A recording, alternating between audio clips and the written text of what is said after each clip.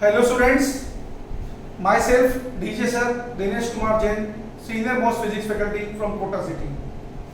My YouTube channel Meditrack Kota. My app Meditrack which you can download from Google Play Store. आज हम क्या है कि NEET 20 की प्रिपरेशन के लिए स्पेशल बात करने जा रहे हैं। आज का लेक्चर बहुत ही स्पेशल लेक्चर है। आपके लेक्चर को बनाने के लिए मुझे पूरे 15 दिन का टाइम लगा है। मैंने पूरे कमिटमेंट और डेडिकेशन से इस चीज का एनालिसिस किया है कि जो बच्चे क्या है कि पढ़ने में कमजोर है, एवरेज है, जिनका कोर्स ढंग से नहीं हुआ है, वो बच्चे कम टाइम के अंदर भी क्या है कि नीट 20 के अंदर मेरी मैनेजमेंट टेक्निक को यूज करके मैक्सिमम मार्क्स कैसे स्कोर कर सकते हैं और अपनी जिंदगी को क्या है कि कैसे चीयरफुल बना सकते हैं। लाइफ चेंजर जिंगल वाला बनाइए। कैसे बनाएंगे? अच्छे मार्क्स लाके। अच्छे मार्क्स कैसे लाएंगे? आप क्या है कि मैनेजमेंट टेक्निक को एडॉप्ट करिए, क्योंकि क्या है कि हर बच्चा पढ़ने में इंटेलिजेंट नहीं हो सकता बहुत ज्यादा, हर बच्चा सारा दिन पढ़ नहीं सकता, हर बच्चा की मेमोरी अच्छी नहीं हो सकती है।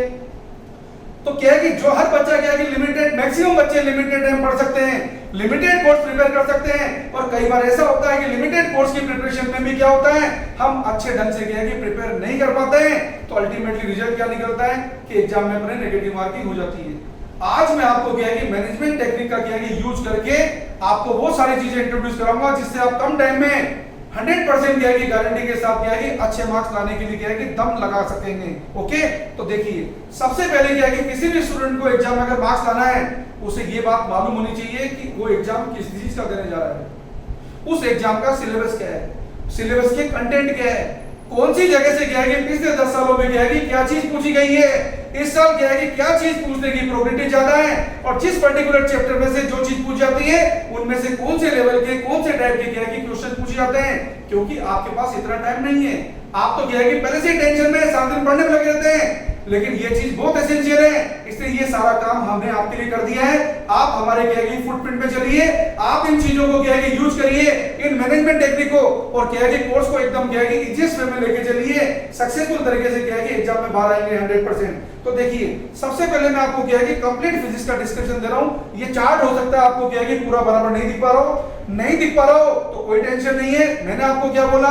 आप क्या है कि अपने एंड्रॉइड मोबाइल से क्या है कि गूगल प्ले स्टोर से आप क्या है कि मेडिट्रैक ऐप डाउनलोड कर लेना।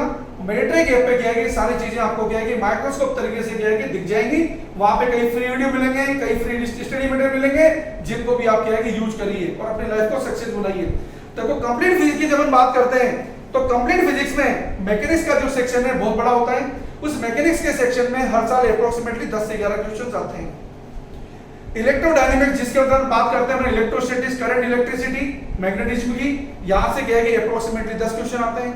मॉडर्न फिजिक्स की बात करें अप्रोक्सीमेटली क्या है कि 8 से 11 क्वेश्चन आते हैं। ऑप्टिक्स की बात करें 6 क्वेश्चन आते हैं। हीट एंड थर्मोडायनेमिक्स की बात करें 4 से 5 क्वेश्चन आते हैं। वेव मोशन की बात करें 3 से 4 क्वेश्चन आते हैं। फ्लूइड की मैकेनिक्स या क्या है कि ग्रेविटेशन की बात करें 1 2 3 क्वेश्चन आते हैं। ओके, तो ये तो क्या है कि ब्रॉड क्लासिफिकेशन हुआ। अब आपको क्या है कि लेके चलते हैं माइक्रोस्कोपिक पर। ओके, अब आपको लेके चलते हैं माइक्रोस्कोपिक पर। अब आपको बात बता रहे हैं मैकेनिक्स में क्या है। देखो जब मैकेनिक्स की बात करेंगे, मैकेनिक्स में रोटेशनल मोशन एक इंपॉर्टेंट सेक्शन है जिसमें 4 से 5 क्वेश्चन आते हैं। Circular motion, work energy, power में 3 से 4 क्वेश्चन आते हैं। एसएचएम ग्रेविटेशन में 2 से 3 या 2 से 4 क्वेश्चन आते हैं। सेंट्रो मास में से क्या है कि 2 क्वेश्चन आते हैं। एलिनियम फ्रिक्शन में से क्या है कि 1 से 2 क्वेश्चन आते हैं। फ्लूइड में 1 से 2 क्वेश्चन आता है। One dimension, two dimension motion, relative motion में से 1 क्वेश्चन आता है। चैप्टर तो बहुत बड़े हैं, लेकिन क्या है कि कई चैप्टर में से क्या है कि केवल एक ही क्वेश्चन आता है।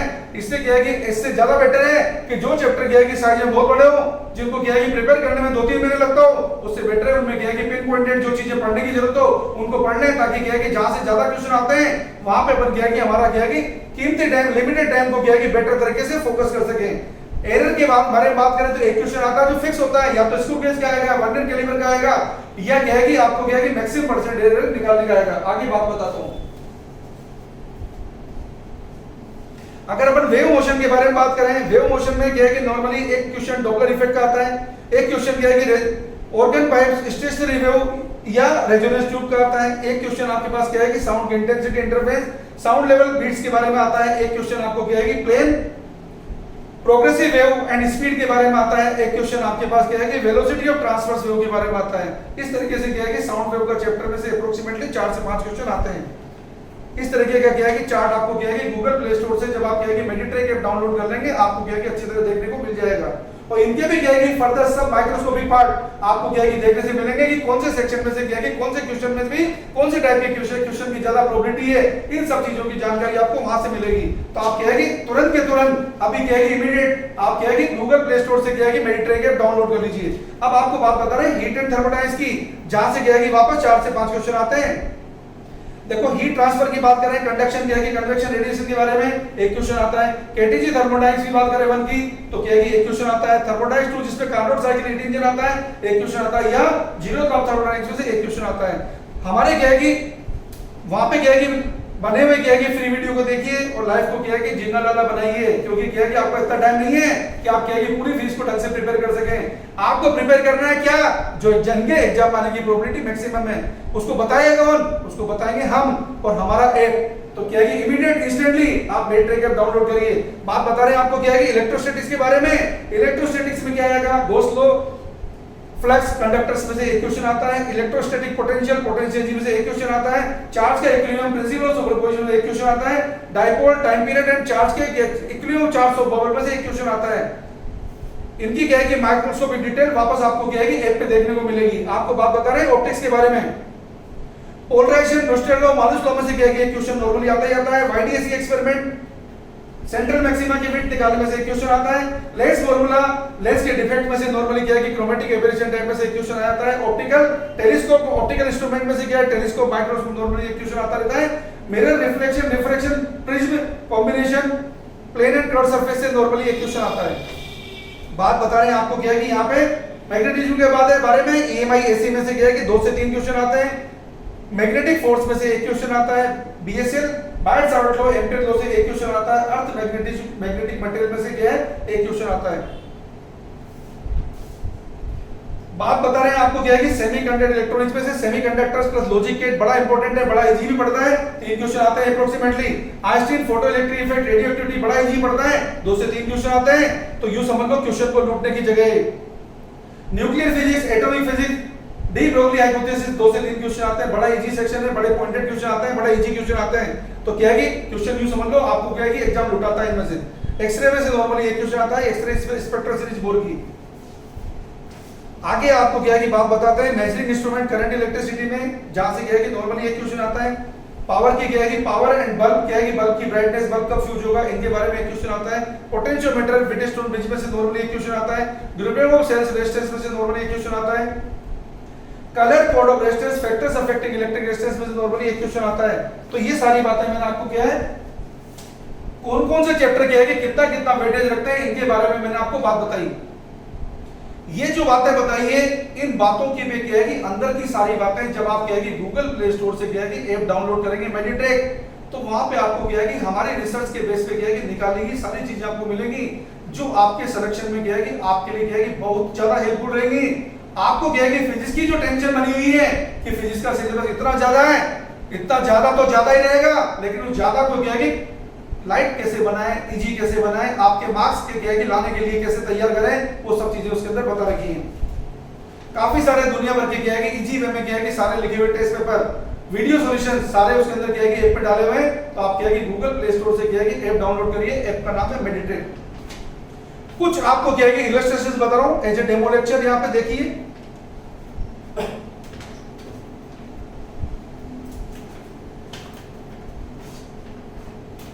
डियर स्टूडेंट, एक क्वेश्चन आपको दे रहा हूं मोमेंटम कंजर्वेशन पे बेस्ड। देखो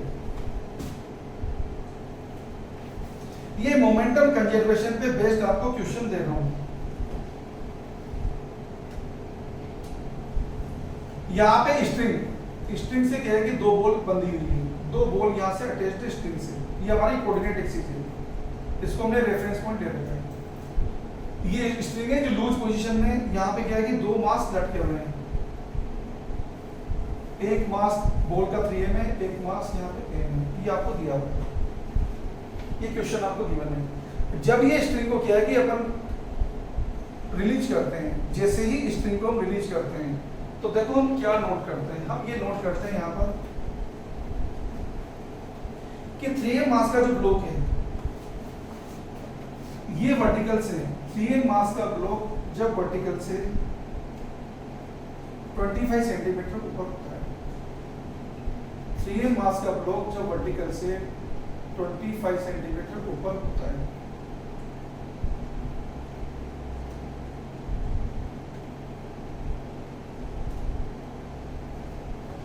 उस इंस्टेंट पर m मास का जो ब्लॉक है ना, ये हमारे पास पता है कहाँ होता है, ये 9 सेंटीमीटर और 20 सेंटीमीटर की लोकेशन पर होता है। तो आपको पूछा है इस स्ट्रिंग की लेंथ कितनी होगी जब सिस्टम को रिलीज करेंगे। ये बात कब बताइए, when string becomes tight. Dear student, question बहुत इजी है, क्वेश्चन बहुत इंटरेस्टिंग है। इस टाइप के क्वेश्चन के आने की प्रोबेबिलिटी बहुत ज्यादा है। सिस्टम में वाई डायरेक्शन में ग्रेविटी का फोर्स लग रहा है, एक्स डायरेक्शन में कोई एक्सटर्नल फोर्स नहीं है, since there is no external force in x direction, so position of centre of mass remains unchanged in x direction. Okay, अब आपको यहाँ पे पूछा है स्ट्रिंग की लेंथ क्या होगी। तो देखिए यहाँ पर जब ये a मास का ब्लॉक आपको क्या है, इसकी लोकेशन देगी 9 सेंटीमीटर। नेचुरल सी बात है, मोमेंटम कंजर्वेशन से जब x डायरेक्शन में सिस्टम के सेंटर मास की पोजीशन चेंज होगी, यदि a मास का क्या है ब्लॉक राइट साइड गई है बॉल, तो 3 मास की बॉल लेफ्ट साइड आएगी ऑटोमेटिक। तभी तो क्या है सिस्टम के x डायरेक्शन का कोऑर्डिनेट अनचेंज रहेगा। तो सपोज मान लिया x डायरेक्शन में इसका सेंटर मास कितना दूर आ गया यहाँ से x, तो x डायरेक्शन में सेंटर मास का क्या है, हम क्या कर दीजिए, प्रिंसिपल ऑफ कंजर्वेशन मोमेंटम से x डायरेक्शन में इक्वेशन लिख दीजिए। तो क्या इक्वेशन बनेगी, 3m × x इक्वल टू क्या हो गया, m × 9। सोल्व करेंगे तो आपके पास क्या आएगी, x कितना आ गया, x आ गया आपका 3 सेंटीमीटर। आपको यहाँ पे पूछा when string becomes tight the length of the string कितना होगा। तो देखिए ये आपको दे रखा है, ये तो हमारा क्या है ओरिजिन था, ये आपको दिया है 9 सेंटीमीटर, ये आपको यहाँ से हमने निकाला, ये 3 सेंटीमीटर आया। इसकी पोजीशन कितनी थी वर्टिकल में, 20 सेंटीमीटर। इसकी पोजीशन वर्टिकल में कितनी, 25 सेंटीमीटर। तो ये बेटा कितना हो गया, ये हमारे पास हो गया 5 सेंटीमीटर। पाइथागोरस थ्योरम से ये कितना हो जाएगा, पाइथागोरस थ्योरम से l हो जाएगा यहाँ पे कितना हो गया, l 5 स्क्वायर प्लस 3 प्लस 9 का होल स्क्वायर, जिसे अगर आप देखेंगे तो बड़े इजीली ये हो गया 25, ये कितना है 12 का स्क्वायर करेंगे तो कितना हो गया 144, ये कितना हो गया 169, जिसे सोल्व करेंगे तो कितना आ गया 13 सेंटीमीटर। तो इस सिचुएशन में हमारे पास स्ट्रिंग की लेंथ कितनी आ रही है, 13 सेंटीमीटर। तो आपको क्या है कि कैसे पढ़ना है, सब चीजें ढंग से पढ़ना है, कंसेप्चुअल क्लैरिटी के साथ पढ़ना है, पेशेंस से पढ़ना है, और क्या चीज पढ़नी है जो एग्जाम के लिए इंपॉर्टेंट है वो पढ़नी है। सारा पढ़ोगे तो अच्छी तरह समझ में नहीं आएगा और फेल हो जाओगे, टेंशन में भी रहोगे। एप्रोप्रिएट चीज पढ़ोगे तो अच्छा पढ़ोगे, कंसेप्चुअल तरीके से पढ़ोगे। अब एप्रोप्रिएट लाए कहां से, इसे लाने के लिए आपके सपोर्ट के लिए हमने बनाया Meditrack app. Okay, Google Play Store से डाउनलोड करिए। कुछ आपको क्या है और वीडियो लेक्चर्स आपको यहां पे बताता हूं, देखिए। आपको क्या है कि क्वेश्चन के बारे में बात बता रहा हूं, कैपेसिटर के लिए, कैपेसिटर का वो क्वेश्चन बता रहा हूं जो नीट 20 के लिए क्या है इंपॉर्टेंट हो सकता है। तो देखिए, आपको सबको मालूम है t = 0 पे क्या है कि कैपेसिटर वायर का जैसा बिहेव करता है, सर्किट को शॉर्ट सर्किट कर देता है। t = ∞ means after a very long time capacitor full charge हो जाता है, स्टेडी स्टेट में पहुंच जाता है। स्टेडी स्टेट में पहुंचने का मतलब capacitor can not have further more charge. Okay, तो कहने का मतलब कैपेसिटर सर्किट में चार्ज के रूट को ब्लॉक कर देगा, उस डायरेक्शन में कोई करंट फ्लो नहीं होगी। तो देखिए हम क्या है कि क्वेश्चन कैसे सोल्व करेंगे। ये एक सेल दे जो आइडियल सेल है सपोज, जिसका ईएमएफ E वोल्ट, सपोज यहां पे क्या है कि एक रेजिस्टेंस लगा R1, यहां पे एक और रेजिस्टेंस लगा R2, ये सपोज यहां पे स्विच लगा हुआ है जो अभी फिलहाल ओपन है, और ये कैपेसिटर लगा है जिसका कैपेसिटेंस C है, जो अभी t = 0 पे अनचार्ज पोजीशन में है। तो डियर स्टूडेंट, यहां पे क्या है कि दो क्वेश्चन क्या है कि आपके बनते हैं, जो आपको दोनों टाइप के बता रहा हूं। केस 1,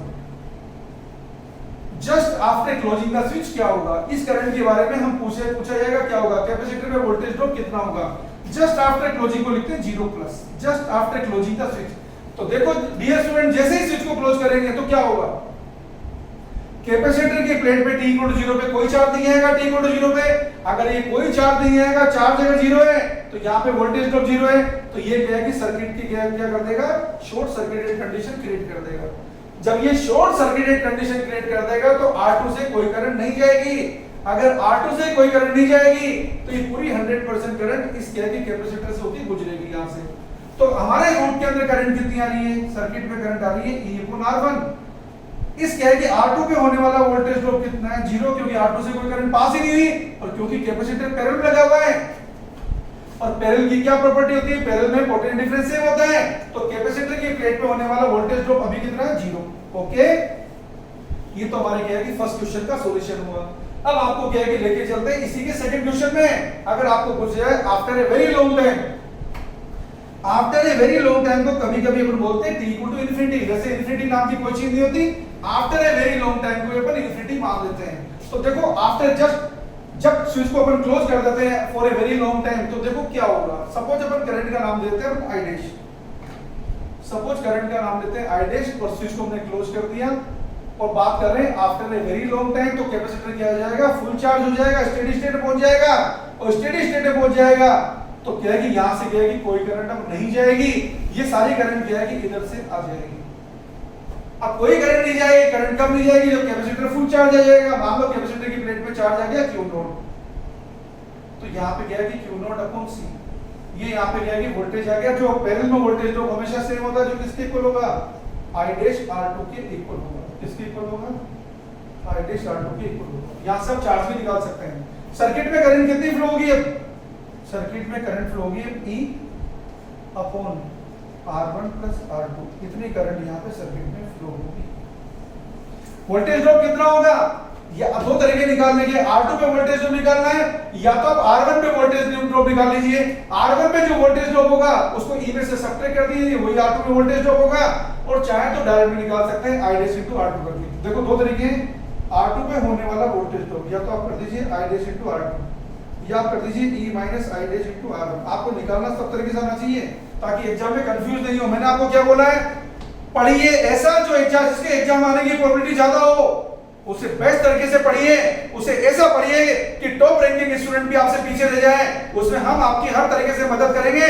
टाइम कम बचा है, लेकिन ये कम बचा हुआ टाइम भी आपके लिए क्या है कि ज्यादा से ज्यादा टाइम से भी ज्यादा होगा। आप क्या है कि हमारे ऐप को क्या है कि इमीडिएट इंस्टेंट पे क्या है कि तुरंत डाउनलोड करिए और उससे क्या है कि पढ़ना शुरू करिए। आपको क्या है कि फिजिक्स एकदम इजीएस्ट बना देंगे, क्योंकि हमने क्या है कि सारी चीजों को एकदम क्या है कि इजीएस्ट तरीके से बताया है। पिछले 10 सालों के क्या है कि चैप्टर्स की आपकी स्टडी करिए, उसमें बताया आपको कि कौन सी चीज क्या है कि इस साल क्या है कि ज्यादा इंपॉर्टेंट रहेगी।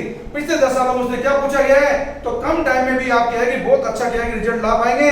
और क्या है कि जो आपका ड्रीम है, उस ड्रीम को आप क्या है कि साकार और सक्सेसफुल बना जाएंगे और लाइफ को क्या है कि बना पाएंगे। जीवा लाला, अभी तो सिर्फ ड्रीम है, जो क्या है कि रियलिटी बदल जाएगा। ओके, तो आपको बात समझ में आ गई। एक और आपको क्या है कि वीडियो बताता हूं, देखिए। देखो बात बता रहा हूं आपको रोटेशनल मोशन और मोमेंट ऑफ इनर्शिया के बारे में। सबको मालूम है moment of inertia mass and distribution of mass पे डिपेंड करता है। किसी भी डिस्क का moment of inertia centre mass से जाने वाली प्लेन के परपेंडिकुलर एक्सिस के अबाउट होता है m²/2। जो पैरेलल एक्सिस थ्योरम होती है वो आपको क्या बताती है, moment of inertia of any system remains minimum about an axis passing through its centre mass. किसी भी सिस्टम का मोमेंट ऑफ इनर्शिया उसके सेंटर मास से जाने वाली एक्सिस के अबाउट मिनिमम होता है।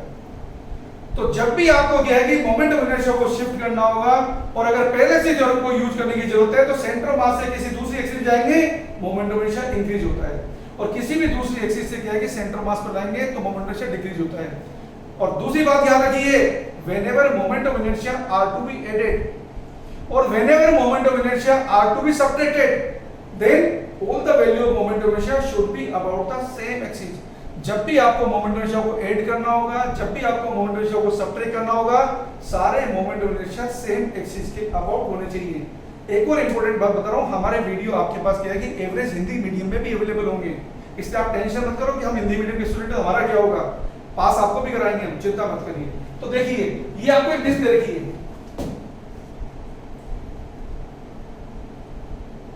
इस डिस्क का मास m है, रेडियस r है। अब क्या है ये वो क्वेश्चन बता रहा हूं जो क्या है कि कई बार नीट में जैसे क्वेश्चन आते जा रहे हैं, आपको क्या है कि उसी टाइप के क्या है कि क्वेश्चन बताने की कोशिश कर रहा हूं। देखो इस डिस्क में हमने क्या करा, इस डिस्क के सेंटर से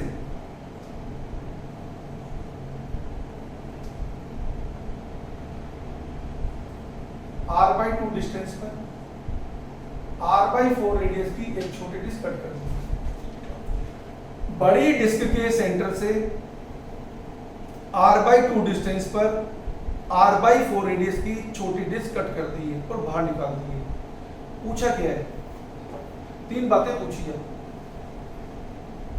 find the position of centre of mass of the system of the remaining disc. दूसरी बात, find the moment of inertia of the remaining disc about an axis passing through centre of mass of the original disc and perpendicular to its plane.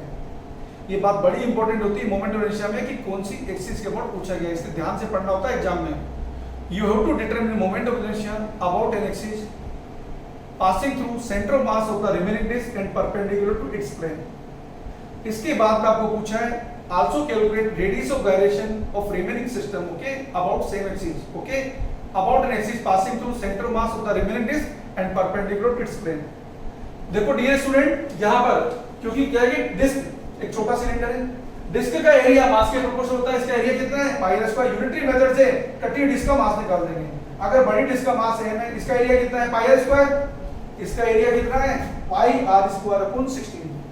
तो बेटा जब पाई are square area का क्या है कि मास m है, तो पाई आर स्क्वायर बाय 16 वाले एरिया का मास कितना हो जाएगा, m बाय 16। ओके, इसका नाम आप कुछ दे दो चाहो तो, नहीं देना चाहो तो मत लो बोले। इसका मास हो जाएगा m बाय 16। अब आपको क्या बताया, इस डिस्क का, बड़ी डिस्क का moment of inertia about an axis passing through centre of mass of the original disc and perpendicular to its plane, इसका कितना होता है आपको बताया, m r स्क्वायर अपॉन 2। ये तो किसका मोमेंट ऑफ इनर्शिया, बड़ी डिस्क का। इसी तरीके से क्या है, छोटी डिस्क का मोमेंट ऑफ इनर्शिया कितना होगा, about an axis passing through centre of mass and perpendicular to its plane कितना होगा, m बाय 16 इसका मास, इसकी रेडियस कितनी, r बाय 4 स्क्वायर अपॉन 2। इसका नाम अपन देते हैं i डैश। मैंने आपको क्या बताया, जब भी आपको मोमेंट ऑफ इनर्शिया को क्या है कि ऐड करना होता है या सब्ट्रैक्ट करना होता है, सारे moment of inertia same axis के अबाउट होने चाहिए। तो इसको शिफ्ट करिए, कहां से शिफ्ट करिए, पेरेलल थ्योरम से। तो देखो इस मोमेंट ऑफ इनर्शिया की वैल्यू को यहां ला रहे हैं, इस एक्सिस के अबाउट, ये जेड जेड डैश वाली एक्सिस है। जब इसको शिफ्ट करेंगे तो पेरेलल थ्योरम से जब सेंटर मास से किसी दूसरी एक्सिस लेके जाएंगे तो मोमेंट ऑफ इनर्शिया इंक्रीज होगा। तो कितना हो गया इसके about moment of inertia, I double dash लिख दिया। इस कैविटी वाली क्या है कि चीज का मोमेंट ऑफ इनर्शिया, इस बड़ी डिस्क के क्या है कि सेंटर से जाने वाली एक्सिस के अबाउट मोमेंट ऑफ इनर्शिया कितना लिखा अपने, आई डबल डैश। इसको कितना हो गया, आई डैश, मास कितना उसका m बाय 16, डिस्टेंस कितनी उसकी r बाय 2 स्क्वायर। ये हमारे पास क्या है कि इसका मोमेंट ऑफ इनर्शिया आ गया। ओके, अब आपको क्या पूछा है, मोमेंट ऑफ इनर्शिया क्या है, ये पूछा है सिस्टम का जो बच गया, ये बचा हुआ पार्ट, ये बचा हुआ पार्ट था, इसका मोमेंट ऑफ इनर्शिया पूछा है इसके अबाउट। कितना आ जाएगा, m r square upon 2 minus i double dash. इसका नाम आप i ट्रिपल डैश रख दीजिए, ये हमको निकालना था जो निकल जाएगा। अब आपको पूछा radius of gyration. Radius of gyration क्या होती है, the radius of gyration of a point mass distribution system और given mass distribution system is that perpendicular distance from given rotational axis, is that perpendicular distance from given rotational axis whose square when multiplied by total available mass of the system gives a same value of moment of inertia as is obtained from actual distribution of masses।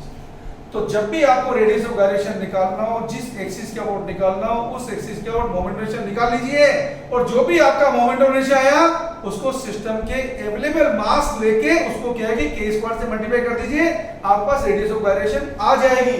तो देखो आपको radius of gyration निकालनी है, तो m तो कितना बचा है, m minus m by 16 into k square. ऐसा करने से आपको k मिल जाएगा। ओके, ये k ही यहाँ पे रेडियस ऑफ गायरेशन है। अब आपको पूछा सेंटर मास कितना होगा, देखो ये बड़ी डिस्क, वो छोटी डिस्क, यहाँ पे लिख दीजिए ये बड़ी डिस्क, ये छोटी डिस्क। रेफरेंस पॉइंट इसी को ले रहे हैं,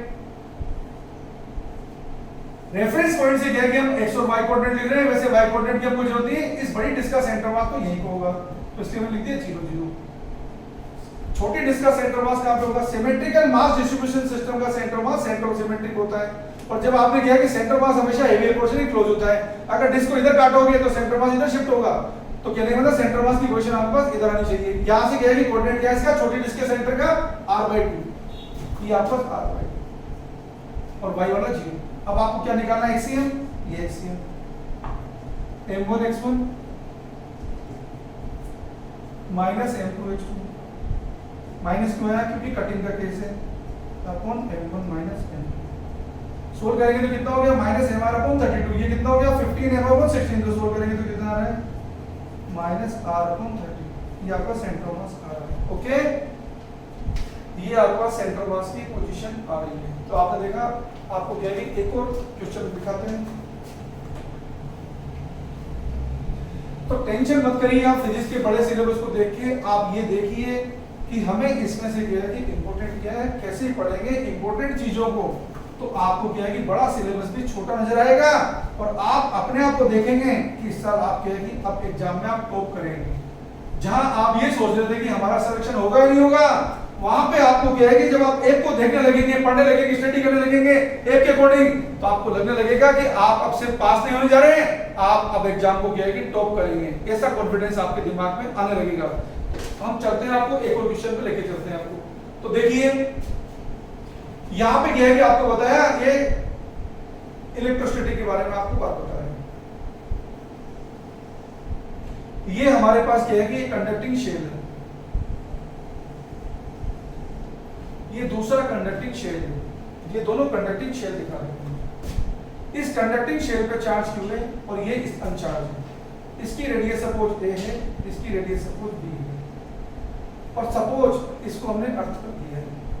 अब आपको क्या पूछा है कि यहाँ पे चार्ज कितना होगा, यहाँ पे चार्ज कितना होगा, चार्ज का डिस्ट्रीब्यूशन कैसे करेंगे। तो डियर स्टूडेंट देखिए, दो बातें आपको ध्यान रखनी होती है। सबसे पहले देखिए, अगर कहे कि कंडक्टर के केस में कोई पॉइंट अर्थ से कनेक्टेड है, तो याद रखिए at every earth connected point potential remain zero. हर हाल में अर्थ कनेक्टेड पॉइंट पे पोटेंशियल जीरो होगा। तो यहाँ पे देखिए, अगर अपन कहे कि यहाँ पे कहे कि इस सिचुएशन के अकॉर्डिंग देखें, तो यहाँ पे क्या है, कंडक्टिंग शेल पे चार्ज कितना है Q, इसकी यहाँ से डिस्टेंस कितनी B, तो इसके अकॉर्डिंग यहाँ पे पोटेंशियल कितना होगा KQ/B। लेकिन इस पॉइंट पे पोटेंशियल KQ/B नहीं हो सकता है, क्योंकि ये तो अर्थ कनेक्टेड पॉइंट है। यहाँ पे पोटेंशियल जीरो होना ही होना पड़ेगा, होना चाहिए। इसका मतलब जरूर यहाँ पे क्या है कि अर्थ ने इसे कुछ चार्ज दिया होगा और क्या है कि इसके पोटेंशियल को जीरो बनाया होगा। तो देखिए, अगर क्या है कि अर्थ ने इसे कुछ चार्ज दिया होगा, इसके पोटेंशियल को जीरो बनाया होगा, तो पोटेंशियल जीरो कैसे बना होगा। तो देखिए, मान लीजिए आप यहाँ पे क्या है कि अर्थ ने इसको कितना चार्ज दे दिया Q डैश, कितना चार्ज दे दिया Q डैश। अब यहाँ पे आप क्या है कि पहले पोटेंशियल की इक्वेशन लिख दीजिए। इस पॉइंट का नाम सपोज अपन ने B रख दिया। तो B पॉइंट पे देखो पोटेंशियल की इक्वेशन क्या मिली आपको, इनर शेल की वजह से तो क्या पोटेंशियल मिला KQ/B, आउटर शेल की वजह से क्या पोटेंशियल मिला KQ डैश/B। इसको जीरो कर दिया, तो सोल्व करने से Q डैश कितना है -Q। आपका पहला काम सोल्व हो गया। दूसरे केस का आइए, दूसरे केस का आपको क्या मिलेगा, कंडक्टिंग मटेरियल जो होता है, कंडक्टिंग मटेरियल में under electrostatic condition electric field intensity zero होती है। ये कांसेप्ट है। Inside every conducting material under electrostatic condition electric field intensity remains zero. Okay, तो देखो यहाँ तो क्या है, कोई चार्ज है ही नहीं, इस मटेरियल में तो फील्ड इंटेंसिटी ऑटोमेटिकली जीरो होगी, क्योंकि जब यहाँ गॉसियन सरफेस बनाएंगे, जब चार्ज इनफ्लो जीरो है, इस मटेरियल में तो फील्ड जीरो हो गया। यहाँ की कंडीशन तो ऑटोमेटिकली सेटिस्फाई है। लेकिन यहाँ की कंडीशन देखेंगे, इस मटेरियल में भी तो जीरो होना चाहिए, लेकिन इस मटेरियल में भी जीरो नहीं बन रहा।